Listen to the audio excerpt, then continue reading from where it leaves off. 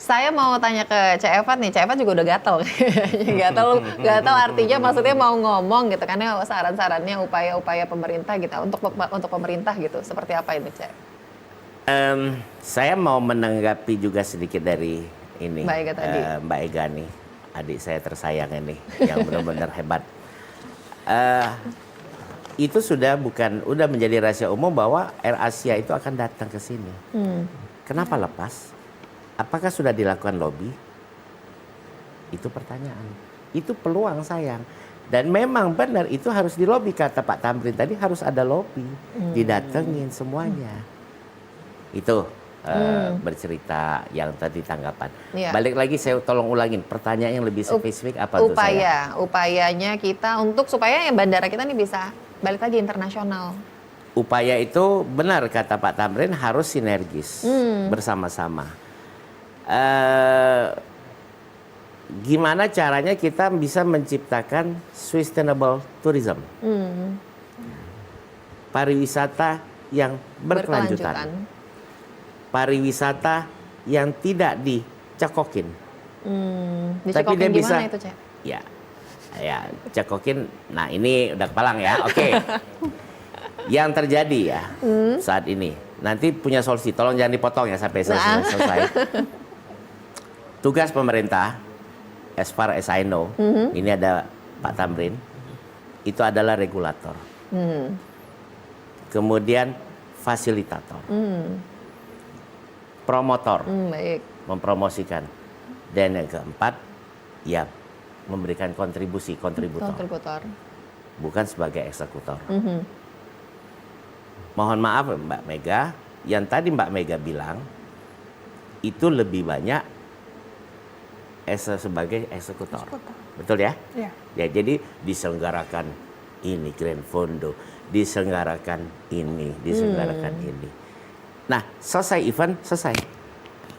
Jadi tidak berkelanjutan. Iya. Padahal kita pengen menghidupkan sustainable tourism. Itu, ya berkelanjutan. Sebenarnya sebagai regulator, fasilitator, promotor, dan kontributor, bagaimana menciptakan supaya ada kunjungan ke sini. Kunjungan ke Sumsel. Kunjungan itu sama dengan pariwisata seperti saya bilang di awal. Banyak sekali peluang. Saya ambil salah satu contoh. Dokter, coba di Google. ID itu ada berapa banyak cabang olahraga. Jadi panggil semua OID. Ini baru satu ya. Iya. Kalian itu ID itu pasti masing-masing cabang ada PIT, ada POGI, ada IDAI, ada semuanya. Itu ada yang namanya kongres. Ada yang pekan ilmiah tahunan. Iya. Iya. Itu kita Pemda tidak perlu duit. Mereka tuh kaya. Begitu banyak sponsor. Coba dilihat, saya pernah menangani IDAI dan POGI. Itu kurang lebih ada 2.000-3.000 orang yang datang. Pesertanya aja 2.000. Dia bawa istri. Belum lagi sponsor yang datang. Ya. Itu sampai ke hotel yang kecil-kecil di kilometer 7, 8, 9. Penuh semua. Dan itu multiplier effect. Apakah Pemda mengeluarkan uang? Tidak. Begitu yang datang 3.000-4.000 orang, itu ada yang belanja pempek, ibu-ibunya belanja songket, orang pariwisata tuh. Itulah akhirnya bukannya objek pariwisata, tapi kan akhirnya memicu pariwisata. Ada transportasinya, ada tour guide-nya, ada restoran yang didatengin.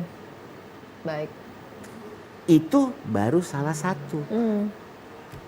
Ya, ini masukan untuk harapan kami untuk siapapun nanti yang menjadi pemimpin yang masa yang akan datang, kreatif lah. Memang tugas pemerintah itu membenahi, melayani apa kebutuhan dari masyarakat. Tapi kreatiflah untuk mendatangkan orang ke sini. Itu yang akan menjadi sumber keuangan. Gimana kalau setiap bulan, setiap 3 bulan ada kongres seminar. Satu cabang kedokteran itu ada yang namanya pekan ilmiah tahunan, ada yang namanya kongres, dan ada yang semuanya. ini sejalan dengan apa yang kami gaungkan ASPI. South Sumatra is the land of health tourism. Karena salah satu, nyimpang sedikit ya, salah satu dari health tourism itu cluster, salah satunya itu ialah wisata ilmiah kedokteran. Ya ini, undang, oke, nanti apa yang dibutuhkan, kami jamu ya, makannya nanti di Gria, makan ininya di rumah wali kota. Mereka nggak butuh duit, tapi mereka tuh pride, dihargai. Iya. Bahwa mereka dihargai, oh untuk datang. Itu baru salah satu loh. Belum yang lain-lain. Itu yang menurut saya, akhirnya itu tidak perlu sebagai eksekutor. Dilepaskan tapi distimulan, dipromosikan, disambut. Mereka tuh senang bisa datang. Nah itu yang saya bilang tadi, itu salah satu mungkin yang mungkin saya nggak tahu ya. Harusnya itu bisa kalau misal semua cabang datang. Sehingga ekonomi itu akan bergulir. Nanti ada yang bilang, oh masalah keamanan. Oh masalah fasilitasnya jelek. Gini loh Mbak Caca. Mbak Caca punya rumah makan. Ya? Belum sih Pak sekarang. Ya, belum. Let's say Mbak Caca punya rumah makan.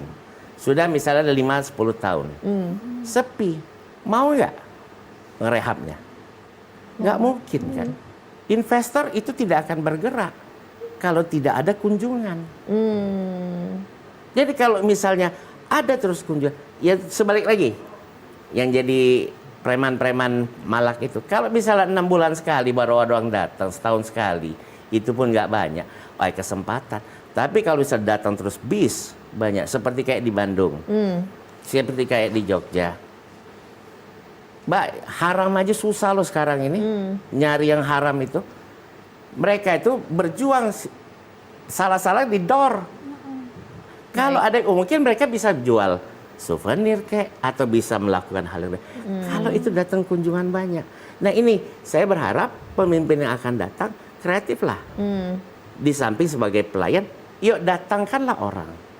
Jadi itulah bagian nanti dari tourism sehingga nanti orang akan berbenah. Nah dari situ baru kita muncul. Kalau kita mau memperbaiki dulu, pariwisatanya diperbaikin. Oh ini yang di tempat makannya ada, tempat wisata ini. Itu kan investasi. Orang juga berpikir ekonomi siap. Saya nggak mau investasi. Orang nggak ada pengunjung.